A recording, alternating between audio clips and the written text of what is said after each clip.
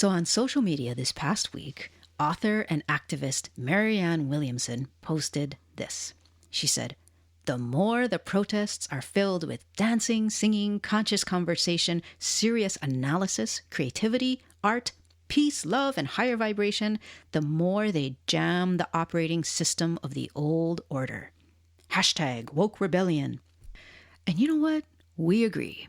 So we are going to have a conversational version of a dancing, singing, peace and love podcast to celebrate Pride Month, which is June, if you don't know. Also, if you don't know, a crucial part of sustainable conscious activism is retaining your ability to enjoy. It's prioritizing time to enjoy things. For one, it renews and replenishes your spirit, allowing you to stand the fight. And for another, it's one of the very reasons we fight at all. Ideals like equality and justice are beautiful, partly because they make enjoyment of life possible. I mean, what good are civil rights without an ability to enjoy the life they make possible? So join us now for some enjoyment that celebrates LGBTQ-positive peace, love, and laughs. I'm Sienna. And I'm Toast. We've been partners in life, love, and music since 2001, and we believe life is best lived as a love story, your love story. After all, to love well is to live well. For more, check out siennaandtoast.com. But for now, here's this episode. Welcome to a Pride positive episode. Yay! We're going to talk about some of our favorite, fun-loving, LGBTQ positive memories of Pride festivals, movies, TV shows, or people with TV shows, celebrities, and some funny stories sprinkled in between. You know what I'm so grateful for? Besides me? I am so grateful for Bear. I was just going to say, I bet it's Bear because I see you looking at him with such loving eyes. During everything that's going on, not to bring everything all back up, but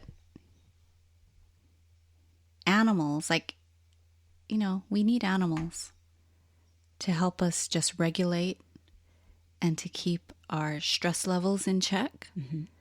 And he has done that beautifully for us, don't you think? With his furry self. He's so cute.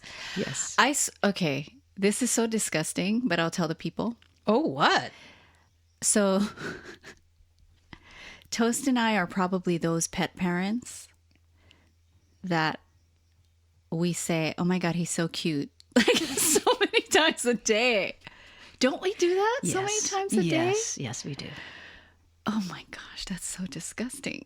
So disgusting. I never thought we would be those people. I bet other people do the same thing. But that's a good sign. I think it's a good sign of the health positive benefits of having an animal. Pets. Yeah.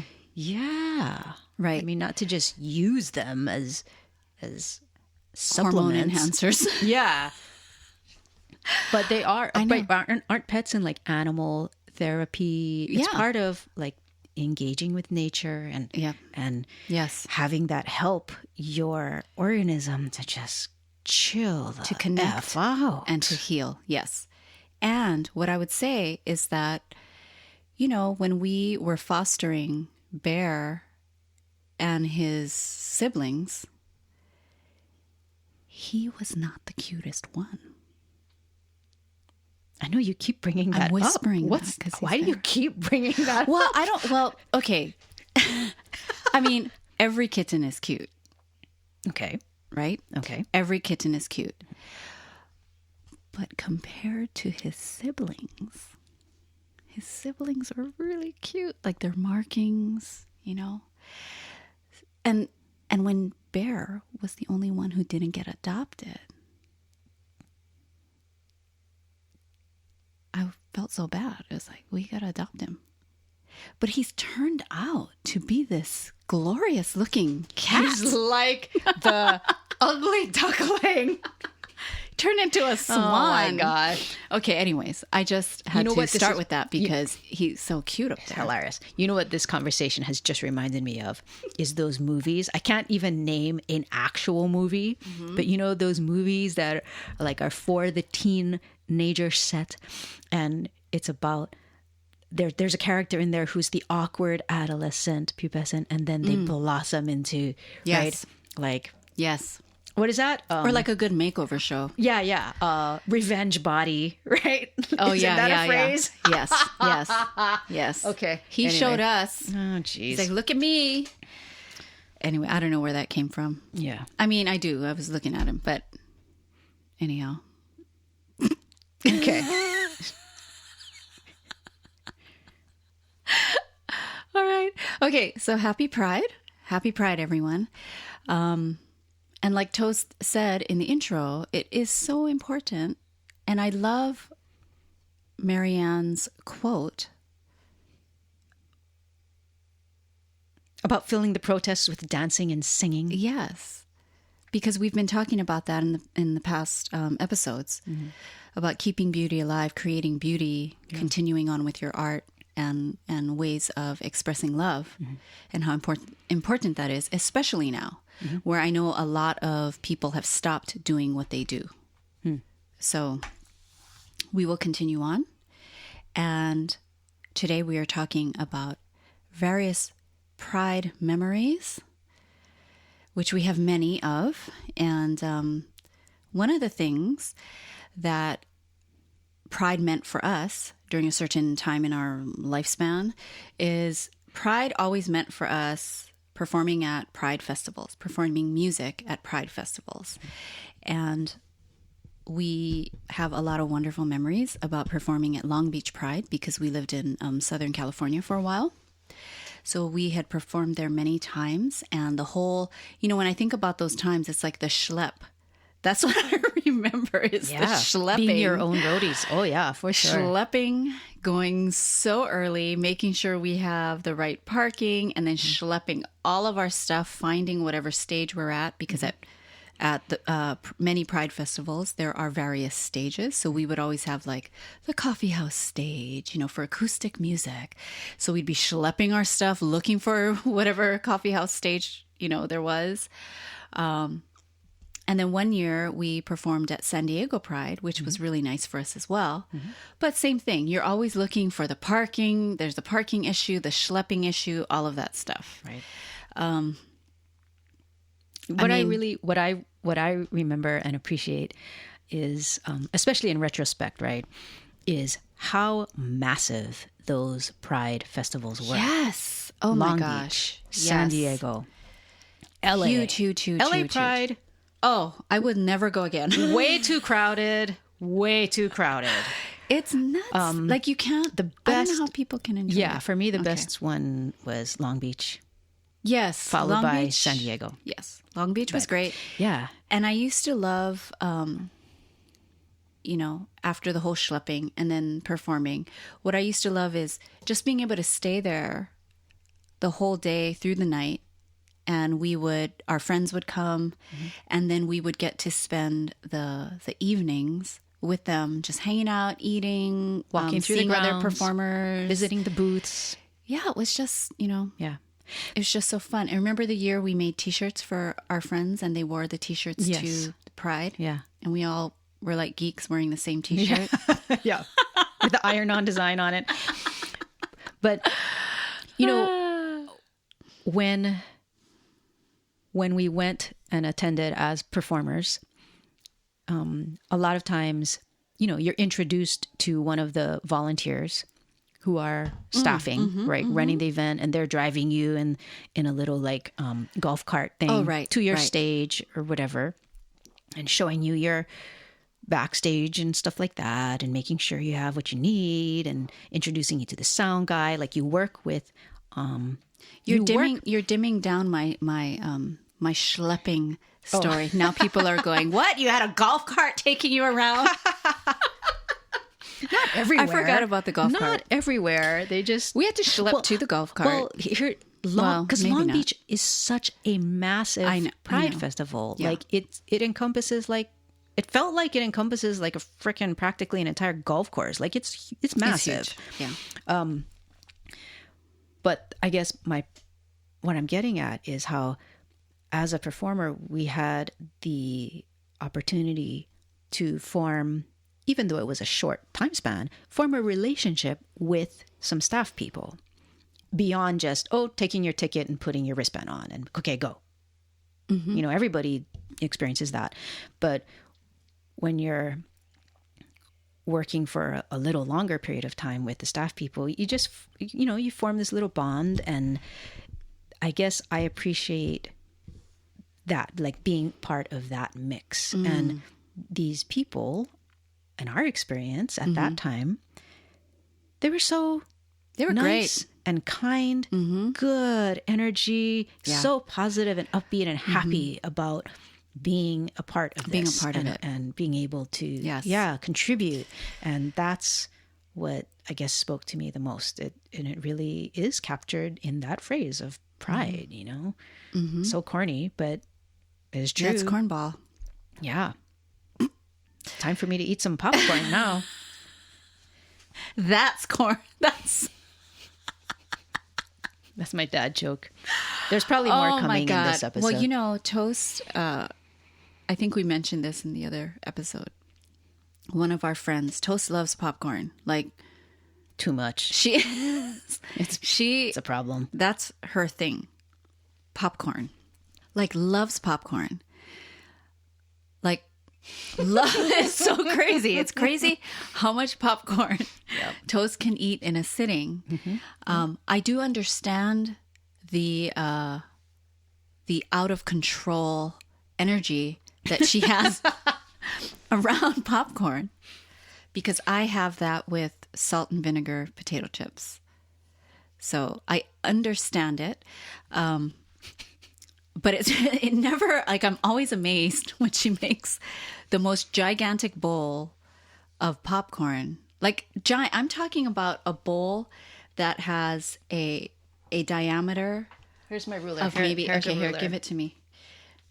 Oh, it's probably this. It has a diameter. Is that like 16 inches? 15 inches. Okay. Yeah, I would say it's 15 inches.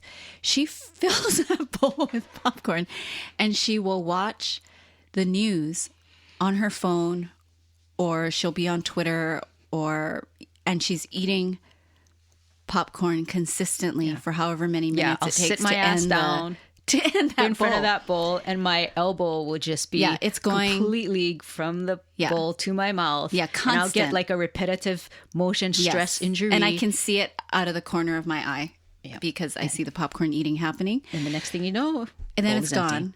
gone. So our friends sent Toast 4 gigantic bags of kettle corn, which is even worse. and we had every intention to share with some of our neighbors. We have 2 great neighbors who have kids, and we thought, maybe we can leave a bag each at their doors to share this wealth.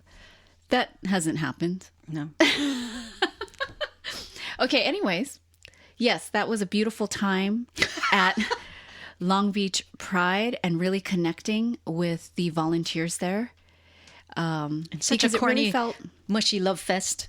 Yeah, and it really felt like we're here all working together to put on a great experience for people wanting to celebrate. Yeah.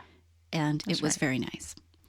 I also thought what was really fun is that coffee house, the coffee house stage was always fun to see what they were going to do with the coffee house stage, because it was always in a tent, and they would create, they would have like tapestries, and it kind of looked hippie, didn't it? Like, like a hippie vibe, acoustic, and they'd have giant pillows and blankets on the ground for people to sit, or you could be on the bench, or but it just felt very hippie, hippie-like, and we just needed some crystals and incense, and sage maybe, but and special medicinal drinks possibly, but it was great, and it was such a nice time. I do not miss the schlepping, but it was nice to go to Portland Pride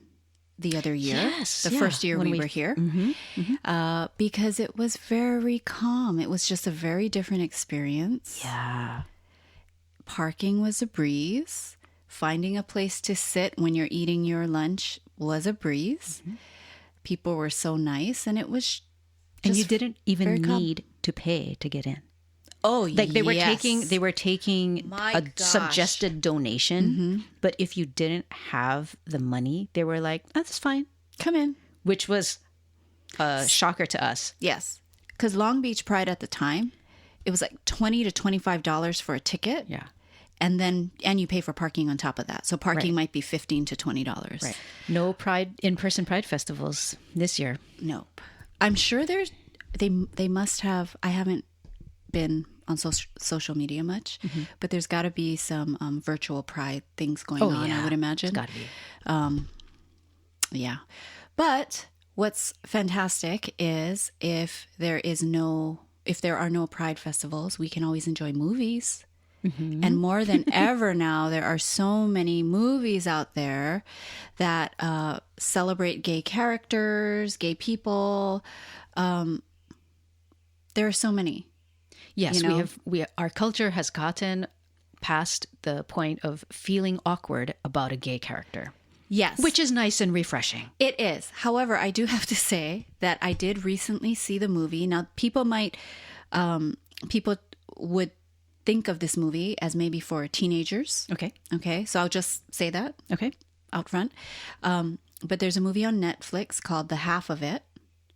But we heard from so many of our friends who are not teenagers, hey, you got to see this movie. Hey, this movie's so great. And so we had watched it, and it does have an awkward. A character who's gay and awkward. Yes. Okay. But she's Asian. Okay. And I know we've also talked about the Asian characters also, people stereotyping as the Asian person being awkward. So we don't necessarily love that. But the way they develop this character, she comes into her own, and it was just great. And both leads in this movie, the half of it on Netflix, are minorities. So I love that. You kind of Very don't refreshing. remember, but you did see some of it. I know you're searching. As I you're was like, what is making that my movie? popcorn. Yeah, or And Twitter going to or watch the tweeting news. and something. Yeah. I don't know. Yeah. So that's a movie we saw recently. That's just so heartfelt and so sweet, and I think very real. The feelings that teenagers might have when they are coming into if they are gay, if they are bi, where they are in the spectrum, because now there are options for people growing up. It's not just you're straight, you're gay, or you're Right. bi. It's Or you're not gonna that be a nun. anymore. Right. It's not that anymore. So, but I do have to say, and this is going to be like a huge throwback. So for any of the baby dykes, baby femmes, the babies out there, you may not even know this movie. Oh. And if you do not Is it know the this Sound movie, of Music? you may have to watch this movie. But at the time that it came out, it was very impressionable. And all young gays at the time knew exactly what this movie was about. But one of my very favorite movies is Fried Green Tomatoes. I remember that movie. I loved that movie.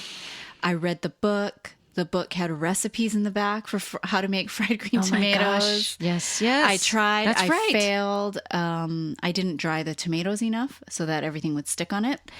Soggy fried green tomatoes. Yeah, it was horrible. But that movie, everything, the relationship, the love, the different kinds of love, the even the food, the sensation that you feel when they're showing the cooking of the food, and how Wow. Yeah. There were a lot of issues that were touched on in that movie. yes, Huh? so many. Yeah. Wow. The abuse, the Yeah. discrimination, Midlife crisis. all of it. All of it. Right. It's such like a hetero, wonderful, like a straight couple dealing with their Yep. Yep. relationship. Yeah, it's such a great movie. But you knew the characters were gay. The main characters were gay. But see, but you only knew that if you had a working gaydar. Yes. And at the time that the movie came out, There weren't a lot of gay characters. No, and that's why the movie, it's coded. It's all coded. There's nothing overt about it. And if you don't have gaydar, it's going to go right over your head. Right. Illustrated by the fact that I remember my dad, like I think I was watching the movie on TV or something at some point, and my dad joined me and he watched it. He must have, because I remember crystal clear. He made a remark to me, something like, "Oh, it's such a good movie, such a wholesome movie. Like they don't make movies like that anymore. That's so good." And I'm thinking, Dad does not realize that the two of the protagonists are a lesbian couple. Yeah. Yeah. And I didn't tell him. Not that that's not wholesome, but for your dad, it would not have. He would not have considered that wholesome. Wholesome, right? Yes. Right. Which again, I think shows how the culture has changed. But yeah, I think if they made that movie today, your dad would know. I think my dad would know. But do you think they would have? It would have lost its appeal. I think if they made it today, they would have wrecked it. Honestly. Because they would have sexualized it too much. I think they would have sexualized it. I think part of the beauty of this film, because it was set at a different time, it needed to be coded. Good. Yes. To me, like I thought that was part of, You know what? And you also got to really be in the emotion of it versus the sex or the whatever it, Yes. You know what? That is a fantastic point. I think you're totally right. Wow. I get a prize. Yeah. It's maybe part of the appeal of the movie is that, or the relationship that they portray is that it's showing you that the relationship it's not about sex.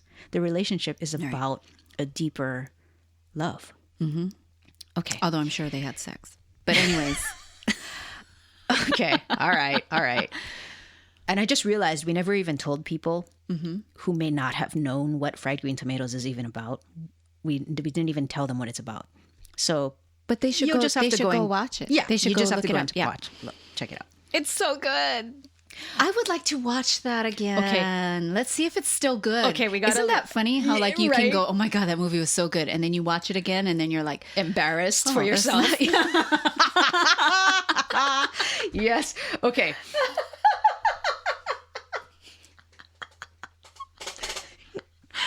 Embarrassed. Oh, the shame. Yourself. Okay, so we have to continue watching. I'm going to bring up another movie. Another blast from the past. Another blast from the past. Which also we can put into the category of LGBTQ positive, but coded. And that movie is a movie that had Tom Hanks in it, and Rosie O'Donnell, and Madonna, and Gina Davis, and Lori Petty. Mm-hmm. And if you know the movie, you probably know what I'm talking about. It's A League of Their Own. And for some reason, I guess we were preparing for this episode in a way. This movie dropped into our mind and we're like, let's look it up and see if we can find it. And you know what it was? And we started watching it.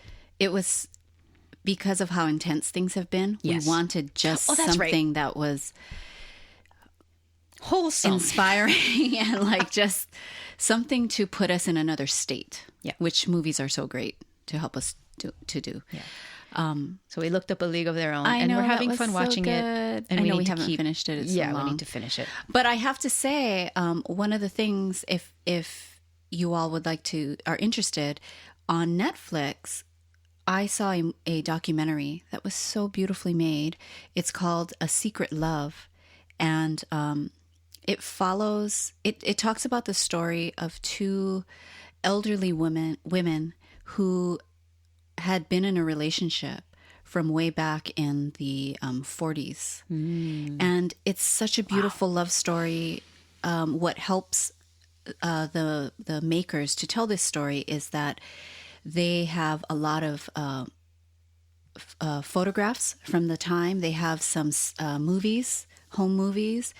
And it was just so beautifully told. It's a documentary on Netflix, A Secret Love.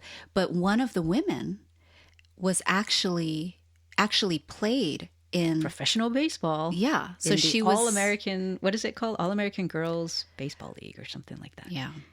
But she actually had pictures and stories of the time when she played professional baseball.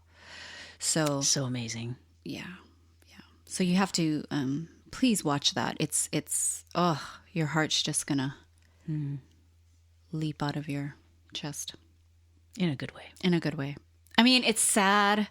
So I want to say that too. It's sad, but it definitely makes you appreciate those who have come before to pave the way in the way that everyone paves the way for the next generation and other generations to come, just by being who they are in their lives and standing up for what they believe in. So you get that sense, that true sense. And you also get the sense of how difficult it was for them.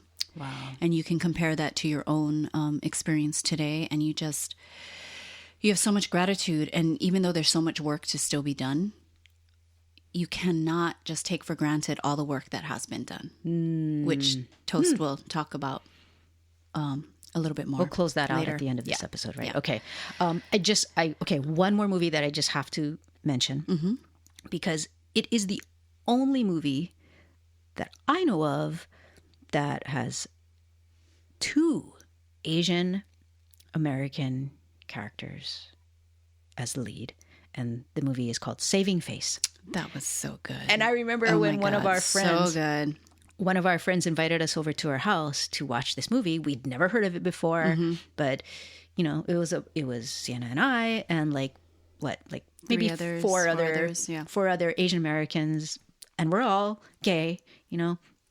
Sit down, watch the movie, and I'm just like, oh my god, what? Well, it was it's great. Such a sweet movie. It's a sweet movie, but also too the 2 characters. They were not your stereotypical gay people. Okay. I feel like I'm going to get in trouble for saying that. Stereotypical meaning like... What do you mean? They didn't have on the outside a clear... one of the persons didn't look clearly like a guy like me. Or like a dyke, and the other one wasn't clearly femme. Gotcha. Not saying that anything's wrong with that, but it was just nice to see where if they're walking down the street, you would never think or assume or anything. Right. Right. But I know what you mean. Yeah, it's not like one of them had a buzz cut or something. And I'm not just saving myself here. Okay. But I will say that sometimes I wonder if the dyke femme relationships, like us, where the dyke looks like a dyke, and to us that's not a derogatory term. So chill out. So for the newbie, for the yes, okay. I wonder if that's a dying dynamic, well, the dynamic isn't dying, but if that's a dying look. I don't know, listener, you tell us. Because we're just now, living here in our self-quarantine. Maybe we're under a rock and out of touch. Now you tell us. Because now all you see is femme-looking and femme-looking together. And I'm sure energetically there is the masculine-feminine dynamic. But on the outside you see, So it's kind of different. It's different now. Okay. But something I will say is that I do wish that in Saving Face that they chose actual Asian lesbians to play the characters. Oh. Okay. Instead of 2 straight people. Okay. It didn't bother me, I guess. I was just happy to see an Asian American gay person. Yeah. Let alone a lead, right? Right. That's what I mean. Yeah. I was like, I'll take what I can get kind of thing. Yeah. I'm just happy to have that. But that's why even that other movie, the half of it, it's so great because it's a young Asian American lead. Right. And how impressionable I'll that take will it. be for young people coming up now, Exactly. coming out now. Exactly. Okay. We got so Toast much is a nerd. carried away with the movies, but now we're going to move on to TV shows, or people with TV shows, or people who are just on TV.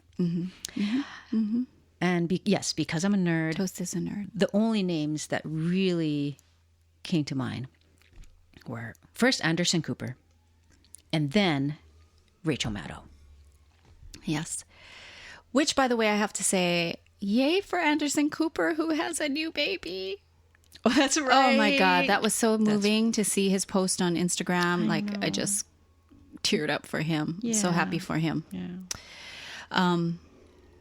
Yes, those two people are so great for the team. I know, right? Yeah. They are. I love them. I love them. Me too. Okay, so Toast isn't so much of a TV watcher. Like, I have to force her to watch a movie with me, and it just gets to, it's... I can always bribe her with popcorn, but yeah, she doesn't really watch shows where I love the drama, I love thrillers, I love murder mysteries and the who did it kind of thing, and love all of that. But I do have to say, no one really popped into my head as like, oh wow, this is so great. But one of the people, producers and filmmakers and documentary makers and writers that I so appreciate is Ryan Murphy, who is gay, who he created Glee, and a whole bunch of other amazing miniseries and shows. One of his series that I had been following and loved is American Horror Story. Now, I do have to say, this past season of American Horror Story was the only season I never finished. And that also was the only season that Sarah Paulson was not in. So there could be a correlation. Really? Okay. But up until last season, I loved American Horror Story. Loved it. Sarah Paulson, who is gay, just love her in this series. It's so great. The best season was the one, I think it was called Asylum. Oh my right? God, so scary. So scary. Yes, I think that was the best one. Yeah. Very scary. People, so scary. So scary. Disturbing. But she's so amazing. I also think it's very interesting that her very long-term relationships have been with women almost twice her age, I would say. Oh, really? Yeah. Wow. So that's really interesting. Didn't know that. Okay. That dynamic, and no judgment. I truly just think it's interesting. Like, Yeah. Also, I will say that Matt Bomer, Is so even if you good are looking. a lesbian, just appreciate his beauty. This man is so good looking. Google him right now if you don't know who he is. He is so good looking. He is gay, has a husband, has kids. He's just beautiful. His most recent series that he was in is called Sinner, which was fantastic. This is the first time I've ever seen him play a disturbing character. So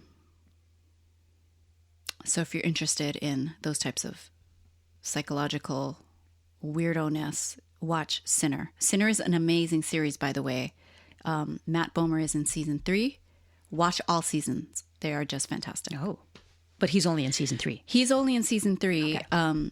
He is a beautiful looking human being. He is beautiful. Like, what? Wow. And he's talented. Damn it. Anyways, okay. All right. Another, we're running out of time, so just a few more nods. Brandi Carlile, amazing singer-songwriter. We've seen her in concert. Tig Notaro, wonderful comedian, hilarious, very different kind of humor. Yeah.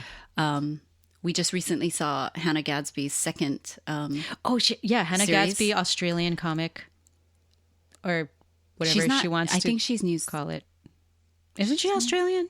I think she's New Zealand. Is she New Zealand? I think she is. I don't know. But she... One of those countries. I think she's a freaking genius. Yeah, she's I really she's amazing. love what she does. She is. Of course, Indigo Girls. Love Of course. them. What? Of course. Love them. I gotta say, I like Kathy Griffin. Yeah. And I just need to say, I do like Anderson Cooper, but I disapprove of how he did not back up Kathy Griffin during so all weird. of that I know. free speech stuff. That must have hurt, man. Yeah. That sucked. But I think Kathy Griffin's awesome. She's not gay. But she's gay positive. Yes. So that's why I allowed her to be in this category. Okay, you did. Yeah. Yes. Very generous. Mm-hmm. We also have to say, of course, Ellen and Portia. A nod to them. A nod to them. We were fortunate to meet Ellen. Because of our work, we got to go to her show. We sat backstage in one of those green rooms. Things. They had wonderful snacks and everything, and it was really good. And she came in to just check up on things. And I didn't know. No one briefed us. Like she didn't have any handlers briefing us on like, don't ask Ellen for a picture. Right. So I didn't know like you're not supposed to do that. Are you not supposed to? Yes. So, but I asked her, and I'm like, can we take a picture? Can we take a picture? And well, you didn't ask like that. And she was like, oh, of course, sure, yeah, let's. Sure, she hesitated for 1 second. She hesitated, and then we took a picture. Here's the thing. What? When you are with people you don't know, just stick your arm out and do a selfie. Because when you are with people you don't know their skill set on taking the picture. They might have very shaky hands. Yes, and the person who took our picture, I mean, it's all a blur. I mean, you can tell it's us, and that's I know, Ellen. but it's a blur. But wait, when did you find out that the protocol is to not request a picture? I think she said it. When? When this I is asked her. Complete news to me. She goes, normally, I think she said something like that.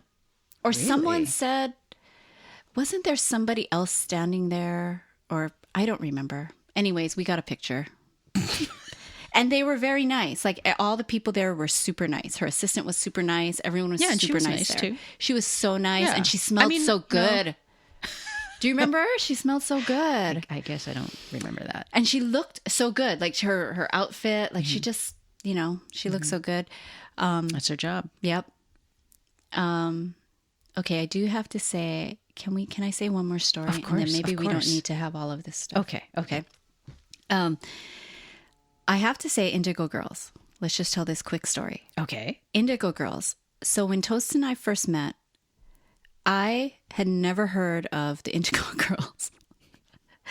And but yet, now, Sienna is a real lesbian. But she had also never heard of Indigo Girls. It's kind of weird that Venn diagram, like that, it just didn't happen. You had those two circles and they just didn't overlap. And here's the thing too. I had been a practicing lesbian much longer than Toast. much longer. And here I am. We meet in 2001. I had not heard of the Indigo Girls. Not even heard of them. Not even heard of them. And so when Toast sent me some music of theirs, I went, who are these people? And there was one song in particular that I just loved. And I was like, what is going on? This is just amazing. Who are these people? So truly, I should have lost my lesbian card because also I was in music. Hello? I don't know. Right? I don't know. There's no excuse for you. Hello? What happened there? And so what's been beautiful is that throughout all these years, I've gotten to catch up on their whole catalog. So much so that I think 6 months after discovering their music, they came out with a new album at the time. And I got to savor that album. And to this day, it's one of my favorites because it's the memory of, oh my God, this is a new album of a new group that I love, that I'm catching up on their music. And here is their new album. And I, to this day, it's one of my favorite albums. I think it's Become You. Wow. And I think that album has a little more jazz influence. It's just so beautiful. So I love them. I love them. They're talented. Okay. It's amazing to me how long they have, been doing what they're doing. Yeah. Like that alone, the longevity is so admirable. Yeah. To me. And they recently did a